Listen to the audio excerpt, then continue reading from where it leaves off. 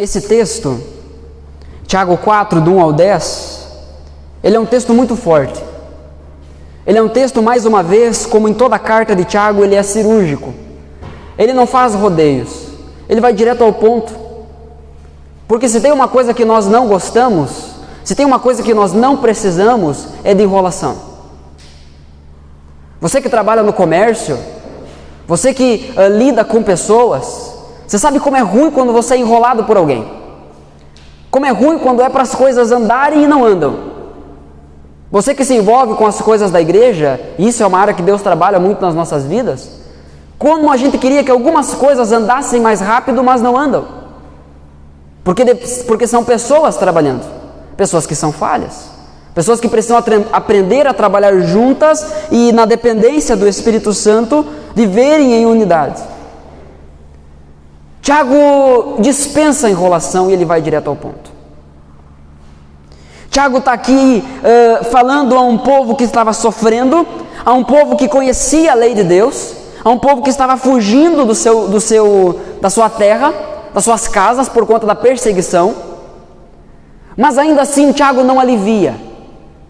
Tiago não abre um espaço para, mas eu estou sofrendo, então por isso eu vou pecar. Tiago não abre espaço para isso. A palavra de Deus em nenhum canto abre espaço para isso. Para nós justificarmos os nossos atos pecaminosos através do nosso sofrimento. Ou porque nos machucaram, ou porque nos feriram.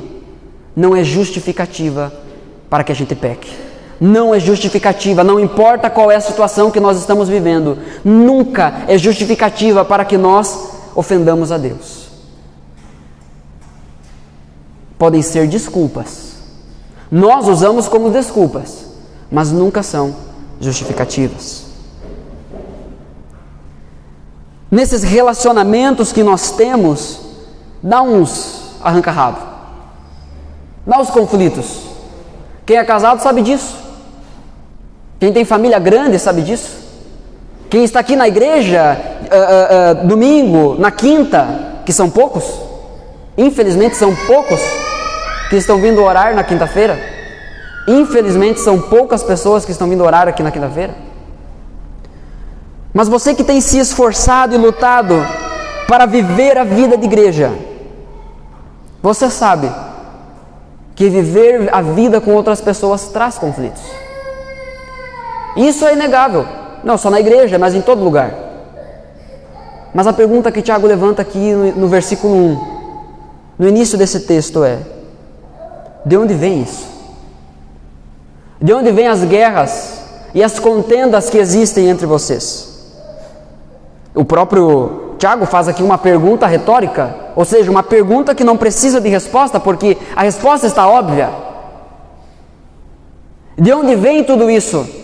Não vem das paixões, não vem das suas próprias paixões, não vem dos seus desejos que guerreiam dentro de vocês? Não vem da nossa natureza pecaminosa? A explicação para isso, para essas guerras e para essas contendas, ainda que entre um povo que conhece a Deus, isso acontece porque nós somos pecadores, porque nós temos essas paixões ruins, pecaminosas dentro de nós, e essas paixões guerreiam dentro de nós.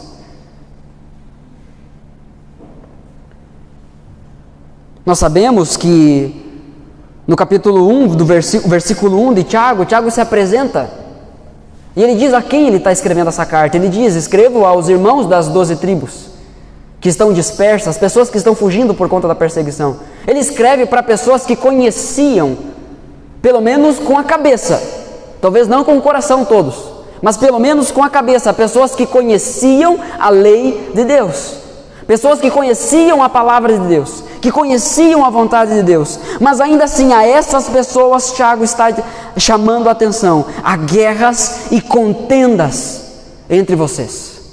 E de onde que vem isso? Vem do outro. O outro é ruim, o outro é pecador. Não, vem das suas próprias paixões, as paixões que guerreiam dentro de você. No primeiro sermão e no segundo sermão dessa série nós falamos sobre isso. Sobre as provações exteriores que nós enfrentamos, mas sobre as tentações interiores. Sobre os nossos desejos, as nossas inclinações para pecar. Nós somos tentados pelos nossos próprios maus desejos, pelas paixões que guerreiam dentro de nós. É por essas paixões que nós somos tentados. E é essas paixões que causam conflitos entre nós, que causam conflito dentro da igreja. Também, eu queria que fosse assim, não me escutaram, agora não faço mais nada. A igreja não pertence a você. A igreja não pertence a você. Nós nos reunimos em assembleia por isso, para definir o que nós vamos fazer e o que nós vamos fazer juntos. Quando juntos nós definimos uma coisa, já não tem mais uma opinião ou outra. Tem a opinião da igreja. E é isso que nós vamos fazer. Mas de onde vêm as guerras e as contendas? Do pecado que existe em nós. Com essa informação, será que nós poderíamos chegar aqui essa noite com o nariz empinado? Com o peito estufado? Não, eu não me encaixo nisso. O versículo 2 vai ainda mais longe, ou melhor, ainda mais fundo. Tiago como que toca na ferida e ainda dá uma mexida. Ainda ele diz: vocês matam, vocês guerreiam, vocês são capazes de fazer qualquer coisa para conseguir aquilo que vocês gostariam. Vocês até oram, até pedem, mas não recebem, porque quando pedem para gastar em seus próprios prazeres. Tiago está falando aqui sobre nós. Tiago está falando sobre mim e sobre você. Não é sobre o outro. Não é sobre a pessoa que está sentada à sua frente, ao seu lado ou atrás de você. É sobre você, bendito fruto. Não é sobre o outro. Nós precisamos olhar para esse texto e entender que não quer dizer que necessariamente as pessoas estavam se matando entre si, literalmente. Mas você conhece aquela expressão: entrei no lugar, fulano me matou só com o olho. É mais ou menos isso. É aquela inclinação, é aquele desejo, é aqueles pensamentos, é aquele repúdio, é aquele tratamento errado, pecaminoso. Não faz muito tempo que nós, dentro dessa série, falamos que a fé liberta do preconceito. A fé nos leva a relacionar com todo tipo de gente.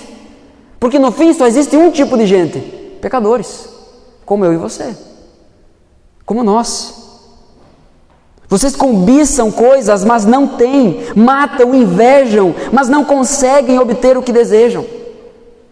São pessoas que estão dispostas a fazer qualquer coisa, a passar sobre qualquer pessoa, a se colocar sempre do lado da verdade, não importa o preço ou a dor que custa ao outro lado, para conseguir o que quer, para ser o dono da verdade, para ser a dona da verdade, para conseguir aquilo que o coração deseja, porque afinal eu tenho que ir atrás dos meus sonhos. Afinal, eu vim para esse mundo para ser feliz. E eu concordo com isso. Deus nos colocou nesse mundo para sermos felizes, não para sermos tristes, não para sermos descontentes, amargurados. Eu gosto do que o pastor John Piper fala sobre isso. Ele fala que o nosso problema não é buscar a felicidade. O nosso problema é buscar pouco a felicidade. Porque a verdadeira felicidade está onde, irmãos? Vamos lá, gente, vamos fingir que vocês sabem a resposta. A verdadeira felicidade está onde? Fingiram bem mesmo. Está em Jesus. A verdadeira felicidade está num relacionamento profundo, pessoal, íntimo com o Senhor Jesus Cristo. Portanto, o nosso problema não é buscar a felicidade. Nós procuramos isso. Mas se nós realmente procurássemos muita felicidade, mas muita satisfação, muito contentamento, uma alegria que transborda a nossa alma, então nós correríamos para o Senhor. Acima de todas as coisas, nós correríamos para o Senhor. Mas enquanto isso, nós estamos nos movendo numa sabedoria terrena, guerreando entre nós, lutando entre nós. Por quê? Estamos tentando fazer de Deus o nosso fantoche, de Deus a nossa marionete. Porque nós até oramos, o nosso problema não é a falta de oração. Como igreja, aqui na nossa realidade está sendo.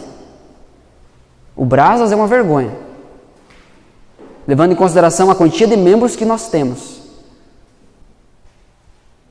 Mas o nosso problema não é que a gente não ora, que a gente não pede as coisas para Deus. O nosso problema é que nós pedimos para nós, para mim. O texto diz, vocês até pedem, mas não recebem. Porque quando vocês pedem para gastar em seus próprios deleites. Quando foi a última vez que você chorou por um irmão seu em oração? Quando foi a última vez que você, ao detectar, ao identificar um problema, uma dificuldade na vida do seu irmão, o seu coração ficou contrito, pesado, você se entristeceu, você chorou, você pediu, Senhor, em nome de Jesus, intervém na vida do meu irmão. Senhor, liberta ele dessa cegueira. Senhor, livra ele das garras do pecado. Quando foi a última vez que você se doou pelo seu próximo? Quando foi a última vez que você fez o que Romanos 12 nos ensina? Prefiram dar glória ao outro, ao próximo, do que a si mesmo. Ou o seu Deus é isso? O seu Deus. Porque isso entra em contradição entra em contradição a um dos principais ensinos de Jesus, a oração do Pai Nosso. Porque é Pai, não meu. É pão, não meu. É livra-me das nossas tentações. Livra-nos do maligno. Não é uma oração egoísta. Nós até pedimos, mas a maioria das nossas orações são orações egoístas. Por isso que a gente não recebe. Quando você descobrir, ou melhor, quando você começar a praticar, porque isso já foi falado aqui. Então você não é indesculpável diante dessa informação. Isso já foi falado aqui muitas vezes. Mas quando você começar a praticar a verdadeira comunhão, a verdadeira unidade, você descobrirá um relacionamento muito mais profundo com o Senhor. Porque Deus, o projeto de Deus é salvar um povo, não um indivíduo. É um povo. É uma igreja que tem um corpo. E nesse corpo tem muitos membros. Será que as nossas orações são egoístas? Será que nós não estamos orando demais por nós? Será que hoje eu não me dou tanto pelo outro, porque afinal eu tenho um problema muito grande e eu preciso resolver o meu problema? Não que você vai ignorar o seu problema, mas às vezes a solução da tua situação está em você se doar pelo outro. Porque você precisa que Deus abençoe você para você resolver a sua situação, para você resolver o seu lado. Todos nós aqui entendemos que nós precisamos de Deus para resolver os nossos problemas, para resolver as nossas situações. Mas há uma promessa de Deus no Salmo 133, de que a bênção de Deus está na comunhão.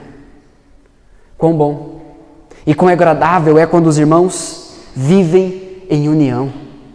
Ali, aonde? Na união, na comunhão, é ali que está a bênção do Senhor. É ali que está a vida do Senhor. É ali que o Senhor derrama a vida dele. Será que as nossas orações, nós deveríamos parar e refletir um pouco sobre as nossas orações? Será que as nossas orações não estão revelando o nosso coração? Porque a língua revela o coração. Será que o que nós não estamos proclamando com a nossa boca, ainda aqui em oração, Não está revelando que nós somos pessoas egoístas? E que nós queremos um Cristo só para nós? Será que nós estamos vivendo em prol do outro? Não, pastor, eu estou. Ok. Em última análise, eu não consigo confirmar isso. Mas o Senhor da igreja, aquele que olha para a igreja e diz: eu conheço as suas obras, eu ando no meio de vocês, esse sabe se nós estamos vivendo de forma egoísta ou não, se nós não estamos focando apenas no nosso problema, porque o que importa é eu, o que importa sou eu. Se Deus me ajudar a resolver o meu problema, aí eu me dou pelo outro. Gente, deixa eu dizer algo para você aqui. Na nossa igreja, nós temos muitas pessoas quebradas. Nós temos muitas pessoas machucadas. Nós temos pessoas com marcas, com cicatrizes. Nós temos pessoas com feridas que ainda sangram. Nós temos pessoas que quando estão sozinhas, choram. Sozinhas. Nós temos pessoas que estão esperando ouvir uma palavra da tua boca. Mas você está preocupado só com o teu problema. E eu quero dizer que eu sou uma dessas pessoas. Eu sou uma dessas pessoas que sangra. Eu sou uma dessas pessoas que tem feridas. Eu sou uma dessas pessoas que precisa de você, meu irmão, orando por mim, intercedendo pela minha vida, porque ao meu ver, eu sou mais fraco que tu. Eu preciso disso. Nós precisamos disso. A nossa igreja não tem nenhuma pessoa perfeita. A nossa igreja não tem nenhuma pessoa que está inteira. A nossa igreja está em pedaços. Pessoas em pedaços, pessoas quebradas, que precisam do consolo do Senhor Jesus Cristo. A pergunta é você que vai se levantar para ser esse que vai em nome do Consolador? Eu quero ter esse privilégio. Eu quero ter esse privilégio de ser a mão do Senhor quando o meu irmão está precisando de um abraço. Eu quero ser a voz, a boca do Senhor quando o meu irmão está precisando de uma palavra de encorajamento ou está precisando de um puxão de orelha. Eu quero ser essa pessoa. Eu não quero ser essa pessoa aqui, ó, que Tiago está chamando a atenção, que faz guerra, que faz contenda. Eu quero ser alguém que redime pessoas e resolve conflitos, não que foca em si e continua ignorando problemas. Eu quero ser essa pessoa. Você quer ser isso, meu irmão? Você quer ser isso? Talvez nós deveríamos orar um pouco mais pelos nossos irmãos. Talvez nós deveríamos orar mais pela nossa igreja. E eu sei que durante a semana nós nos esquecemos disso. É por isso que seria muito interessante se nós criássemos um momento para a igreja se reunir para orar.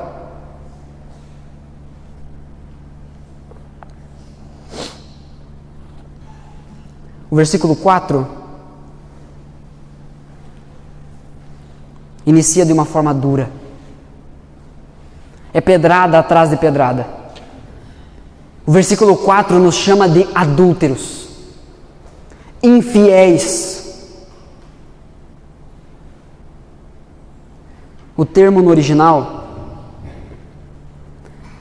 ele traz o mesmo termo usado para o matrimônio, quando a união do matrimônio é quebrada. Porque lembrem, Deus não cria o casamento e diz assim: eu vou usar o casamento para falar um pouco. Deixa eu colocar essa frase melhor. Deus não usa o casamento para que ele aponte para o casamento. É o contrário. O casamento aponta para Deus. Porque, em primeiro lugar, a nossa infidelidade, o nosso adultério, é para com o Senhor. E o termo aqui se aplica não só ao marido traindo a esposa ou a esposa traindo o marido, mas amigos que não se honram. Isso aqui se aplica à família que não se honra. Isso aqui se aplica ao nosso relacionamento com Deus. Isso aqui se aplica quando você pega uma coisa e você adultera ela.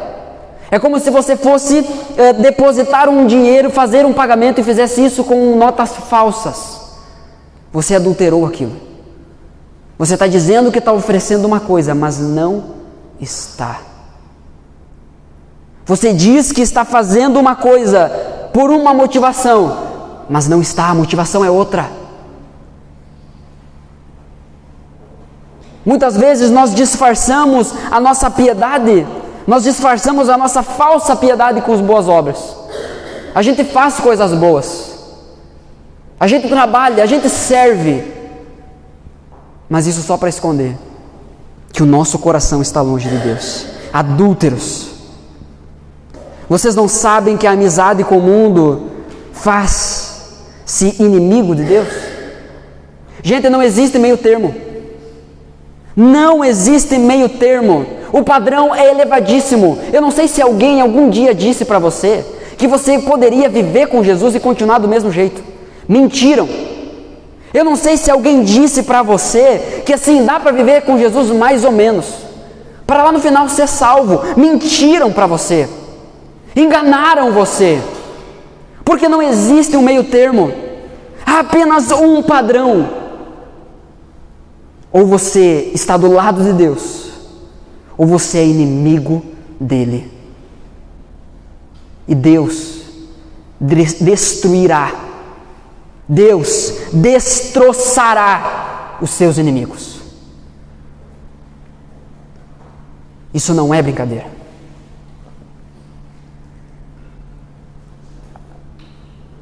Quem quer ser amigo do mundo, faz-se inimigo de Deus.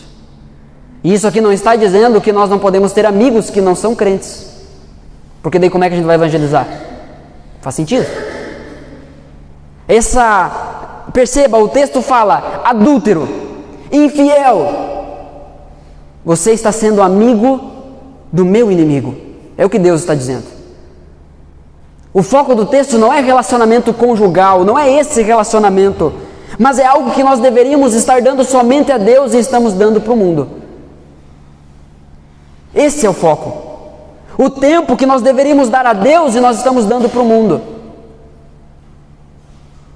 O esforço, a dedicação, o recurso, seja ele financeiro ou de qualquer outro tipo, que nós deveríamos estar dando para Deus e nós estamos dando para o mundo.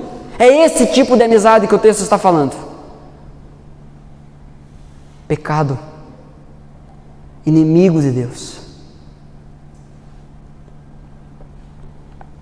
Ou vocês acham que é sem razão, versículo 5, que a Escritura diz que o Espírito que Ele fez habitar em nós tem fortes ciúmes?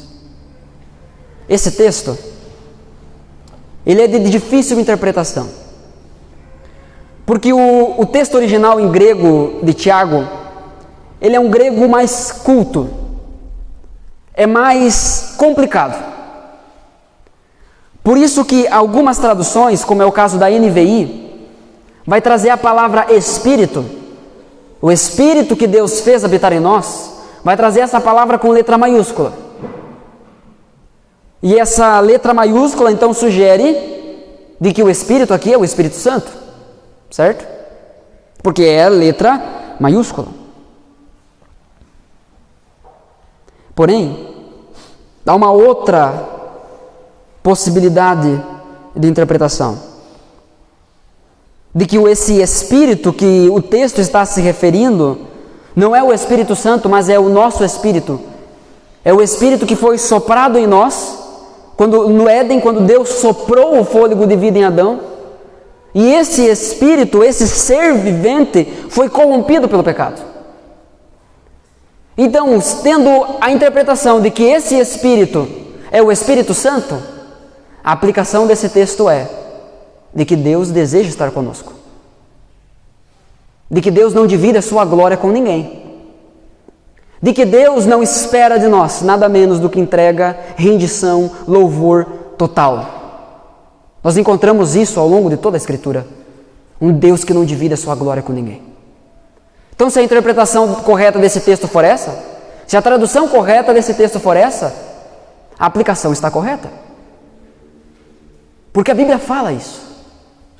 Por outro lado, se a tradução correta for que o texto está falando sobre o Espírito que está em nós, e que esse Espírito sente fortes ciúmes, pegando o contexto de que nós somos egoístas, que o Tiago está tratando lá no início, que nós oramos apenas pedindo as coisas para nós, que nós queremos viver apenas para nós. Se a interpretação correta é essa, a aplicação continua sendo válida. Porque nós somos pecadores, nós caímos. Romanos capítulo 15 vai falar que por meio de um só homem o pecado entrou no mundo, por meio de um só homem todos foram condenados, mas há esperança em Cristo. Então há muitos estudiosos do grego, infinitamente melhores do que eu, com infinito conhecimento a mais do que eu, se dividem entre essas, principalmente sobre essas duas possíveis traduções. Mas qualquer uma delas, então independente se a tua Bíblia esteja aí com E maiúsculo ou E minúsculo, para as duas traduções nós temos base bíblica em toda a Bíblia. Deus deseja estar conosco. E sim, nós somos pecadores. Nós somos seres caídos. Não é à toa que a Bíblia fala sobre isso. O versículo 6 diz: mas, glória a Deus pelos mas da Bíblia, mas Deus nos concede graça maior. A situação é essa. Nós somos seres caídos, pecadores, merecedores do inferno, egoístas, avarentos, cheios de si, mas Deus concede graça maior. Deus se opõe aos orgulhosos, mas concede graça aos humildes. Então aqui nós chegamos num ponto chave desse sermão. Quem é você? Quem é você essa noite? O orgulhoso que Deus se opõe? Ou você é o humilde que Deus derrama graça? Quem é você ao ouvir tudo isso? Eu não estou dizendo que isso que eu estou dizendo, que eu estou falando aqui, é algo que nós gostamos de ouvir. O meu ponto não é esse. Eu não espero que ao chegarmos num texto desse e a falarmos sobre as verdades desse texto, você olhe para mim aí dando risada, porque daí alguma coisa está errada. Você não está entendendo o que eu estou falando. Você não está entendendo o que a Bíblia está ensinando. O que esse texto está nos ensinando. Eu não espero que você me olhe daí com uma carinha de anjo. Eu prefiro muito mais que você cerre os seus dentes. Eu prefiro muito mais que você se aperte na cadeira, que a sua testa fique franzida, mas que o seu coração saia daqui quebrantado. Porque se você estiver orgulhoso nesse momento, Deus está contra você. Mas se você entender que você é o tipo de gente que esse texto está falando, e você se humilhar diante do Senhor, Ele concede graça. Uma graça que perdoa. Uma graça que cobre uma multidão de pecados. Uma graça que não só perdoa, mas também ensina, educa, nos instrui a viver da maneira que agrada a Deus. E aí? Nós saímos daqui essa noite orgulhosos ou humildes? Nós sabemos muito bem o que Romanos 8 nos ensina. Se Deus é por nós... Quem completou? Se Deus é por nós, e se Deus for contra nós?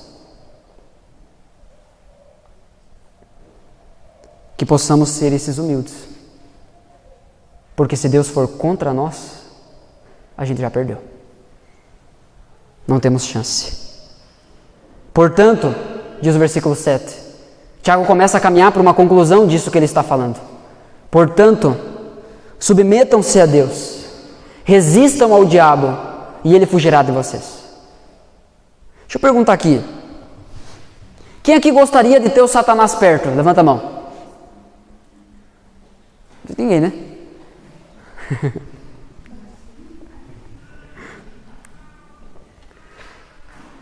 Ninguém quer ter o Satanás perto. A gente quer que o que o texto está dizendo aconteça na nossa vida, né? Que ele, bata em retirada, que ele corra, que ele fuja de nós. É ou não é?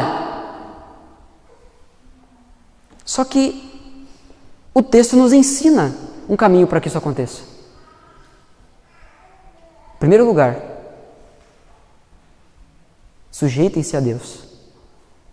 Segundo, resistam ao diabo.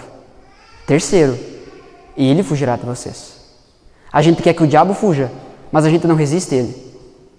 A gente quer que o diabo fuja, mas não se submete a Deus. Não se sujeita a Deus. E ainda depois diz, pastor, irmão, ora por mim, porque o inimigo está furioso. Não está furioso, ele está bem tranquilo do teu lado. Não está furioso, está bem tranquilo. Portanto, submetam-se a Deus. Baixa a cabeça, quebranta o coração, se desfaz desse orgulho, se desarma. Chega. Deu de continuar vivendo desse jeito. Deu de continuar com essa máscara de super crente. Que isso não é para mim. Aos irmãos mais experientes na fé, talvez você sofra com a tentação de dizer, eu não preciso ouvir o que esse piá está falando. Em primeiro lugar, eu não sou piá. Eu não sou um piá brincando de casinha. Eu sou um homem de Deus que foi colocado nessa igreja para a gente ser igreja junto. Em segundo lugar, não importa o que eu falo, mas o que a Escritura está dizendo. Então, se a Escritura está dizendo, você baixa a sua cabeça e se humilha diante de Deus. Tiago vai dizer isso, 1 Pedro vai dizer isso em outras palavras. Portanto, humilhe-se diante da mão poderosa de Deus. É uma mão pesada. Nos humilhemos. Submetam-se a Deus. Façam as coisas do jeito dele. Liberte-se da sabedoria terrena. Abra mão de fazer as coisas do seu jeito. Resistam ao diabo. Porque as tentações, elas são geradas pelos nossos próprios maus desejos. O nosso coração é mau, por isso que nós queremos pecar. O papel de Satanás é proporcionar o meio. Eu gosto do que Billy Graham fala sobre isso quando ele diz: toda vez que um cristão deseja navegar para longe de Deus, Satanás tem um barco pronto. Ah, quer pecar? Eu tenho um jeito. E ele sabe qual é as nossas áreas mais delicadas. Resistam ao diabo. Aí ele vai fugir. Quer que ele foge? Mas sempre que ele vem, você... Ah, meu amigo, Satanás, senta aqui, toma uma água. Claro que eu aceito essa proposta que tu está me oferecendo. De não ler a Bíblia hoje, de não orar hoje, de não ir no culto, de desrespeitar minha esposa, de desrespeitar meu marido. Claro que eu aceito a proposta de que porque eu estou sofrendo, todo mundo em volta tem que pagar. Satanás só vai fugir se a gente se submeter a Deus e resistir a Ele. Mas como resistir? A resposta está no primeiro ponto. Submeta-se a Deus, porque é Ele que sustenta. Se lance nos braços do Senhor, Ele te abraça e vai em frente. O versículo 8: aproximem-se de Deus e Ele se aproximará de vocês. Pecadores, limpem as mãos, e vocês que têm a mente dividida, purifiquem o coração. Aproxime-se de Deus e Ele se aproximará de você.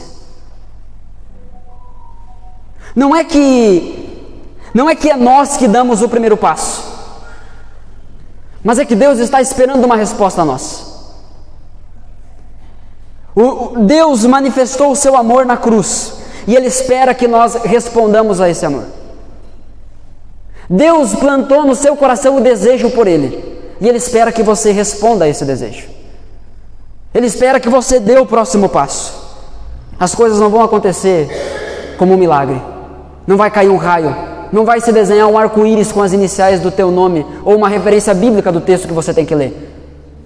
Se fosse aparecer, iria aparecer Gênesis a Apocalipse, e depois de novo. Porque tudo é a palavra de Deus.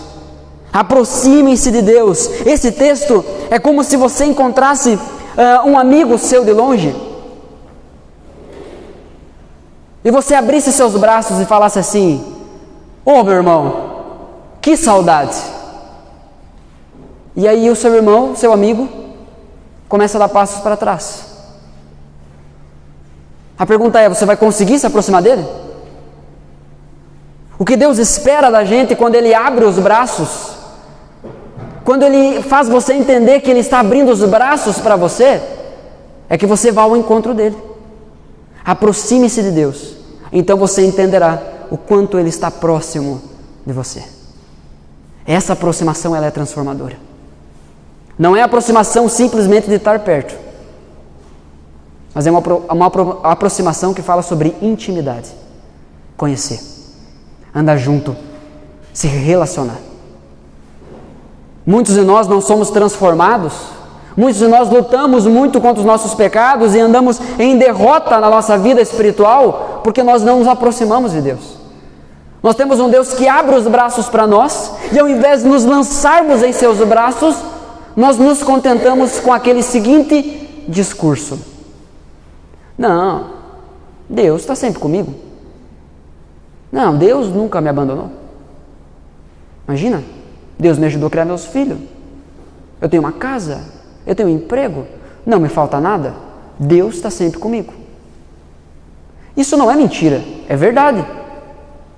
Deus está com todas as pessoas. Deus está em todos os lugares. Ele é onipresente. Mas há um aspecto do relacionamento com Deus que é reservado aos filhos. Há um aspecto do relacionamento com Deus que é reservado àqueles que se lançam em seus braços. É aqueles que identificam que o Senhor está de braços abertos e, ao invés de dar passos para trás, apertam o passo, correm, se lançam, se jogam aos pés dele e entendem o quão perto é o Senhor. Aproximem-se de Deus e Ele se aproximará de vocês. Essa aproximação era transformadora. O texto segue ainda no versículo 8 dizendo: pecadores, limpem as mãos. E vocês que têm a mente dividida, purifiquem o coração. A primeira parte está falando sobre algo exterior, mãos. A segunda parte está falando sobre algo interior, mente e coração. Porque nós não pecamos só quando nós fazemos alguma coisa. Nós pecamos também quando nós desejamos algo. Jesus ensinou isso muito bem no Sermão do Monte. Se teu olho direito te faz pecar, arranca, joga fora. Se você odeia o seu irmão, você já matou ele. Pô, Jesus, mas eu nem cheguei perto dele. Já matou ele. Porque nós não pecamos só com as nossas mãos. Nós pecamos em primeiro lugar com o nosso coração, com a nossa mente. O que Jesus nos chama, a aproximação transformadora, ela não é meia boca. Ela é total. Ela é profunda. Ela pega-nos por inteiro, por dentro e por fora. Pecadores, limpem as mãos. E vocês que têm aqui dentro dividido, amizade com o mundo e amizade com Deus, purifiquem o coração. É tempo de experimentar esse relacionamento de proximidade, de intimidade com o Senhor. Eu não consigo entender. Gente, eu juro para vocês que eu não consigo entender como é possível alguém suportar vir aqui domingo após domingo e viver mais ou menos com o Senhor. No mínimo, o que me passa pela cabeça é que essa pessoa é totalmente infeliz, porque ela não desfruta de um relacionamento com Deus e não se atira no pecado. A vida dela é uma confusão que só. É um desgosto total. É só acusação. Aproximem-se de Deus e Ele se aproximará de vocês. O versículo 9: entristeçam-se, lamentem-se e chorem. Troquem o riso por lamento, a alegria por tristeza. Esse não é um texto que tem a ideia de nos fazer sorrir. Você já percebeu isso, né? Nossa, vou levar hoje um visitante na igreja porque ele vai sair de lá se sentindo bem melhor. Se ele sair daqui humilde, com certeza. É por isso que eu sempre digo, convida alguém para a igreja, prega o evangelho para ele antes. Fala de Jesus para ele antes. Fala que ele é um pecador antes, porque ele vai chegar aqui e é isso que ele vai ouvir. Aí depois tu vai dizer assim, o pastor pegou pesado hoje, em vez de pegar mais leve, tinha visitante. Gente, o chamado à maturidade envolve tristeza, envolve lamento, envolve choro. Não que ser maduro é condicionar as nossas emoções.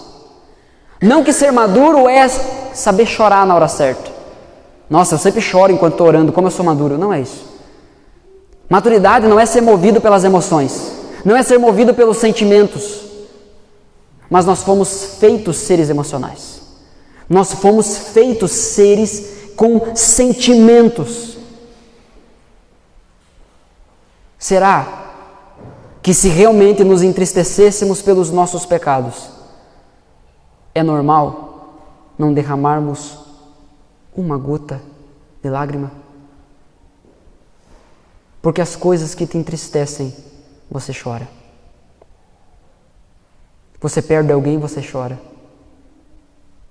Você está passando por uma dificuldade na sua vida, você chora. Você está vendo um filme que o cachorro morre, você chora. Mas pelos seus pecados você não chora. E aí, muitas vezes, nós nos escondemos de que eu não preciso chorar para parecer espiritual. Não estou dizendo que é todos, mas muitos. Isso só é a desculpa de um coração seco. Um coração que não chora porque está seco. Um coração que não lamenta, que não se entristece porque está confortável do jeito que está. Porque está bem do jeito que está. Ele olha para Deus e acha, eu não preciso limpar as minhas mãos. Eu não preciso purificar o meu coração. Eu estou bem.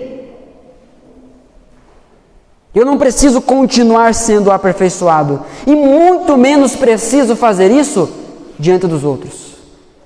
Eu já disse isso aqui outras vezes. A nossa fé, ela é pública. A nossa vida aqui, ela é pública.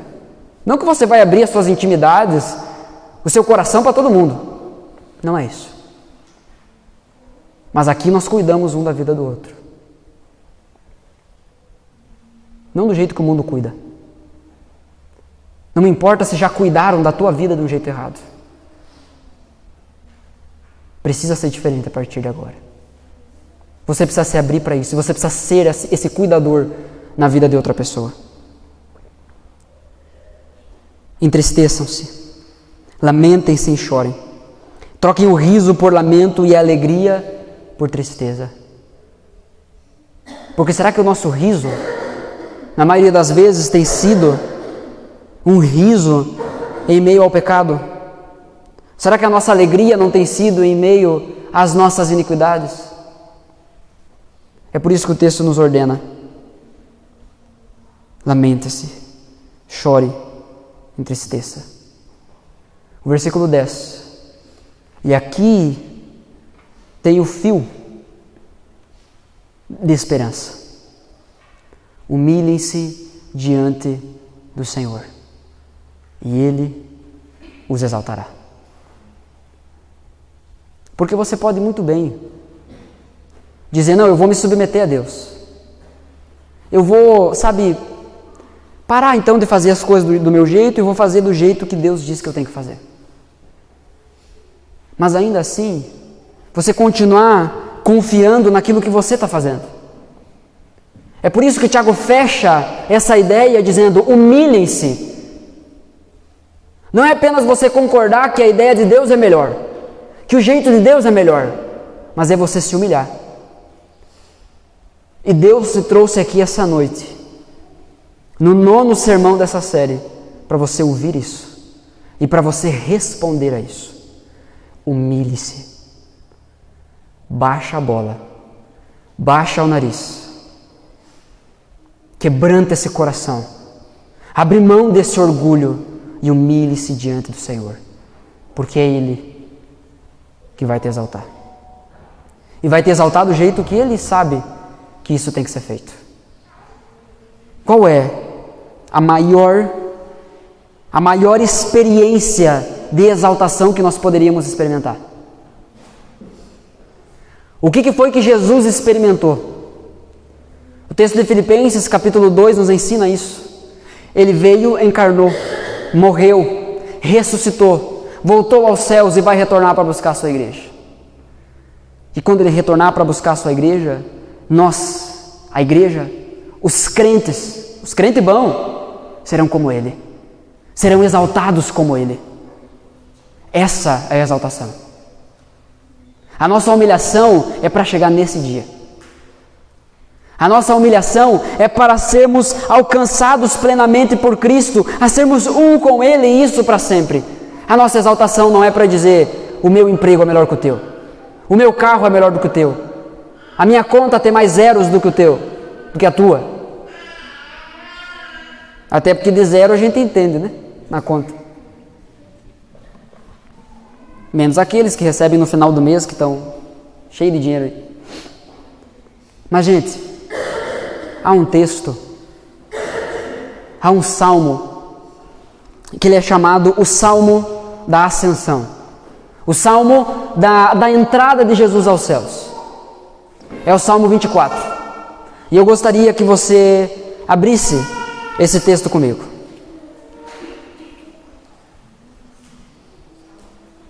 Salmo número 24.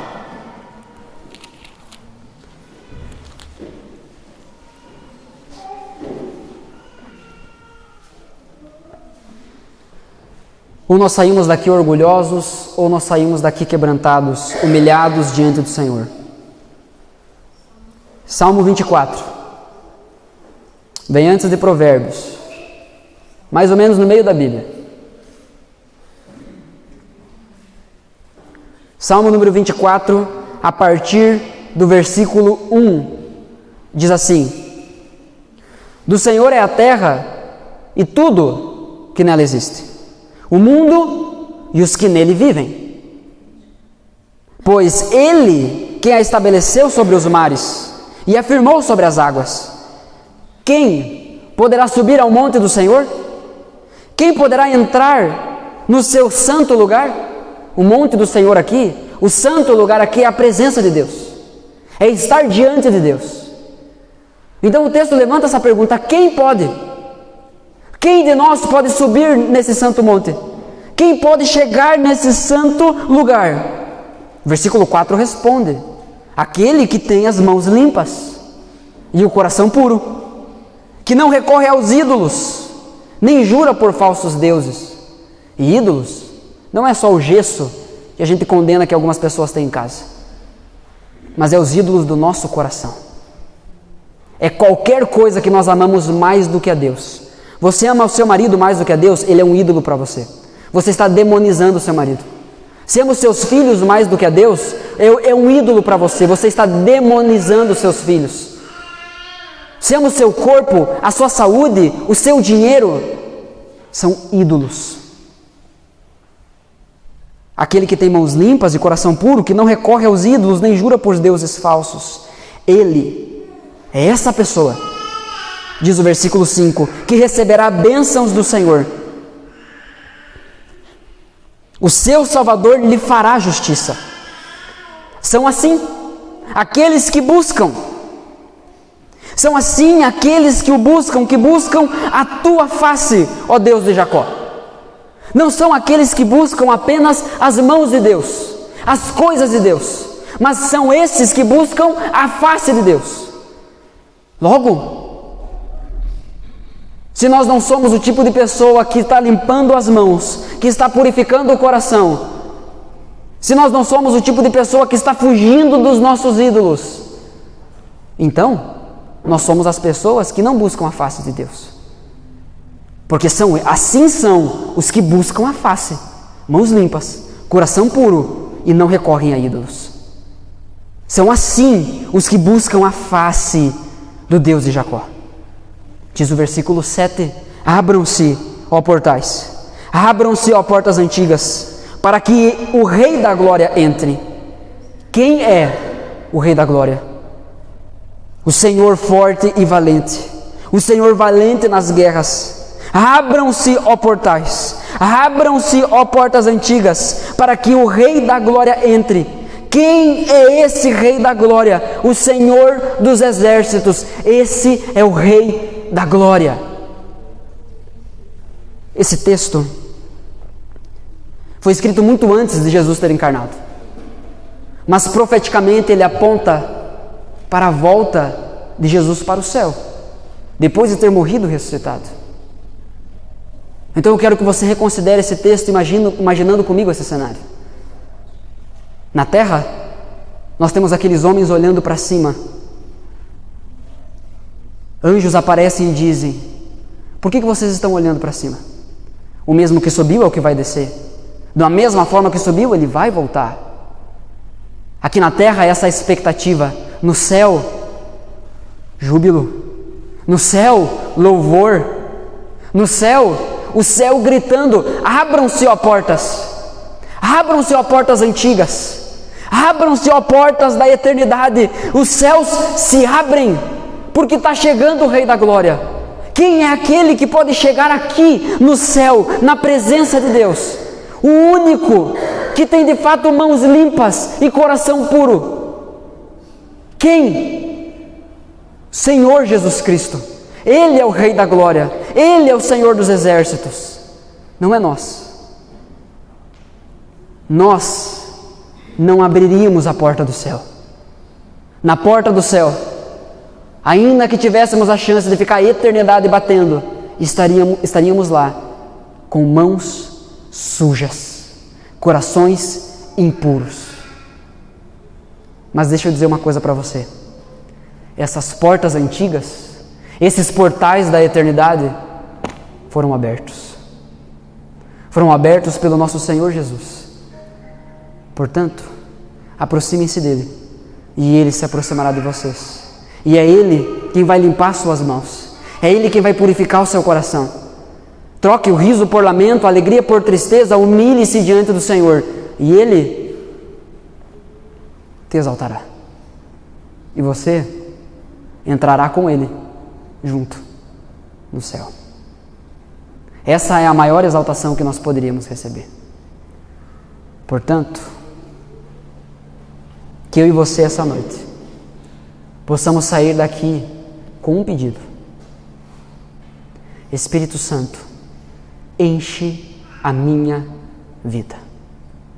Espírito Santo, transforma o meu ser. Espírito Santo, quebra o meu orgulho. Espírito Santo, ainda que eu conseguisse ficar vivendo a eternidade batendo na porta do céu, eu não abriria. Eu preciso de Jesus.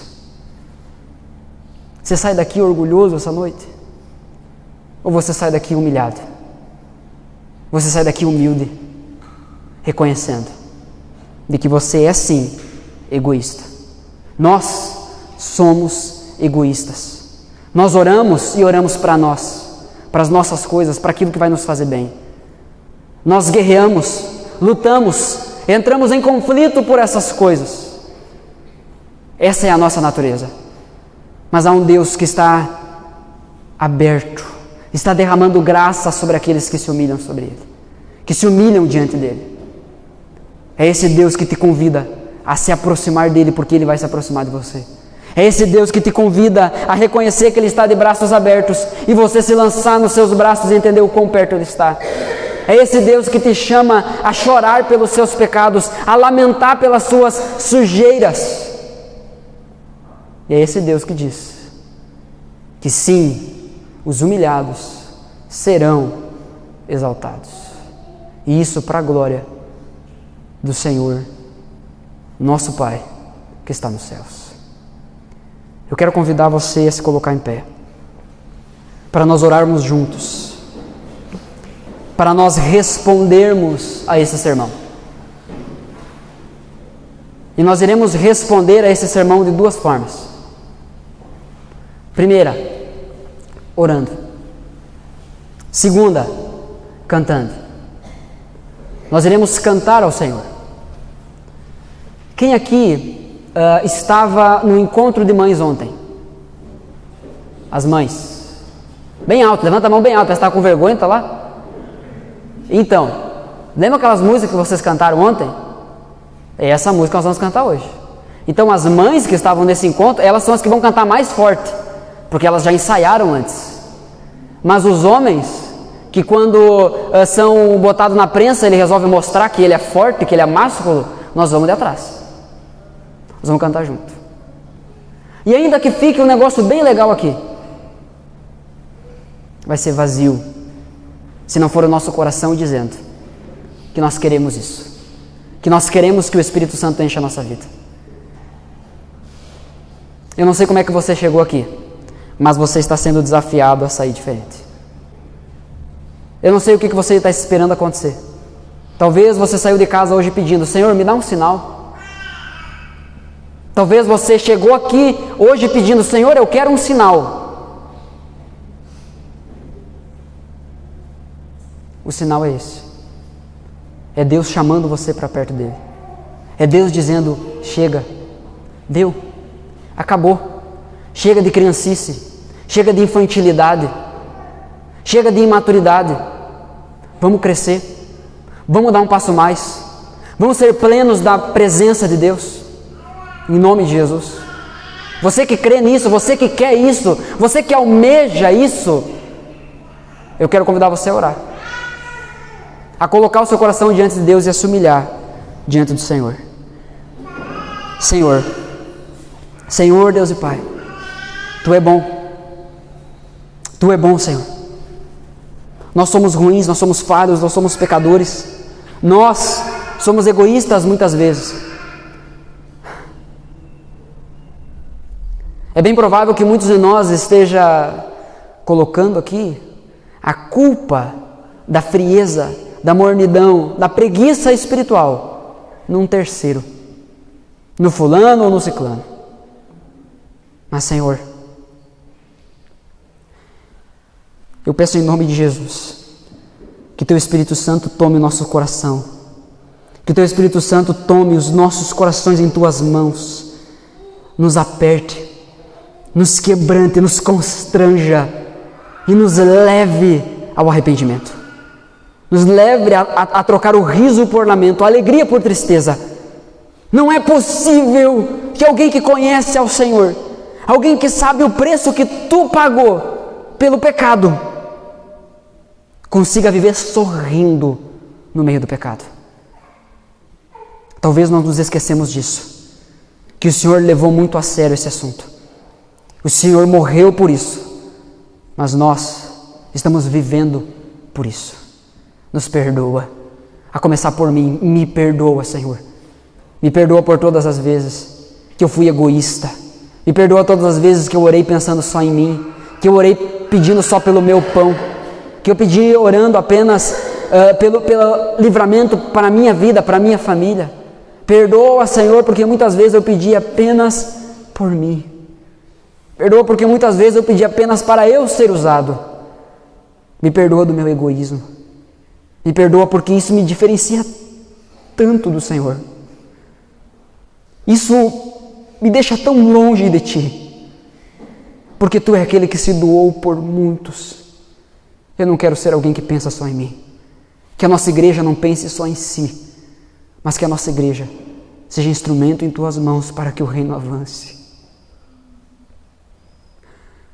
Levanta aqui essa noite homens e mulheres comprometidos com a Tua palavra, com o Teu Evangelho. Abre os olhos, Senhor, abre o coração aqui essa noite, de homens e mulheres, para que eles percebam que nós temos um Senhor de braços abertos, e que esse Senhor está dizendo: aproximem-se de mim, e eu me aproximarei de vocês. Esse Deus que tem nos amado, que tem nos conduzido, que tem cuidado das nossas vidas até hoje, que preparou tudo nos mínimos detalhes para que estivéssemos aqui hoje, não permita que os Teus filhos, Senhor, Espírito Santo, eu clamo em nome de Jesus, não permita que os Teus filhos negligenciem esse chamado, um chamado à maturidade. Nós queremos nesse momento, Senhor, dizer amém porque nós concordamos. Nós queremos nesse momento dizer amém porque nós queremos isso, não porque o vizinho está dizendo. Nós queremos dizer amém porque com o nosso amém nós estamos nos comprometendo com o Senhor, de lutar por isso, de nos lançarmos em Teus braços. Nós estamos aqui, Senhor, com o nosso amém dizendo que o Senhor tem liberdade para mexer no que for preciso, para que, enfim, nós nos tornemos aquilo que o Senhor espera. Em nome do Senhor Jesus Cristo, essa é a minha oração. Essa é a nossa oração. Amém.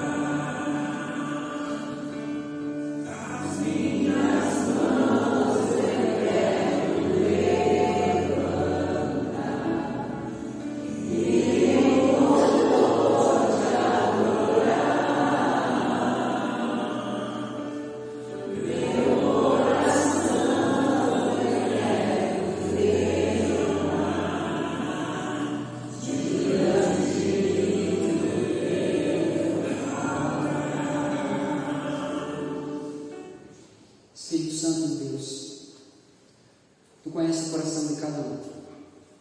Tu conheces quem orou e cantou de verdade.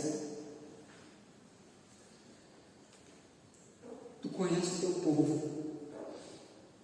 Tu sabe como nós estamos quebrados, necessitados do Senhor. Por favor, nos chama para perto. Por favor, nos capacita a ir ao Senhor.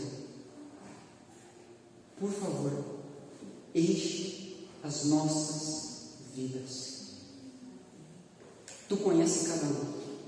E eu peço que aqueles que fizeram, que estiveram aqui de verdade, que oraram, que cantaram, que estão com o coração diante do Senhor, que o Senhor levante esses homens e mulheres e use eles como instrumentos teus aqui dentro dessa igreja, para abençoar a nossa igreja, para abençoar, para alcançar o mundo, em nome de Jesus. Essa é a minha oração, essa é a nossa oração, Senhor. Amém. Amém. O sermão acabou, mas ainda não, porque amanhã você será tentado a esquecer de tudo isso. Mas amanhã, corra para aquele que está de braços abertos. Amém? Tem um cafezinho ali, acho que tem chá ainda. Se você quiser, fique à vontade. Eu tenho 2 avisos para dar. Primeiro, sábado, às 14 horas, encontro para novos membros interessados. Sábado às 14 horas, ok? Segundo aviso, na semana que vem, no final de semana que vem, nós vamos divulgar no grupo os detalhes. Final de semana que vem virá a missionária Jaqueline. Quanta Jaque viu o nosso meio, né? Meu Deus, a missionária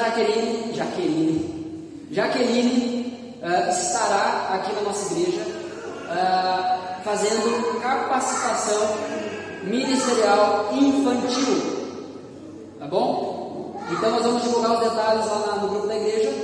Quem pode vir? Todos da igreja. Qualquer um que tiver interesse pode estar aqui.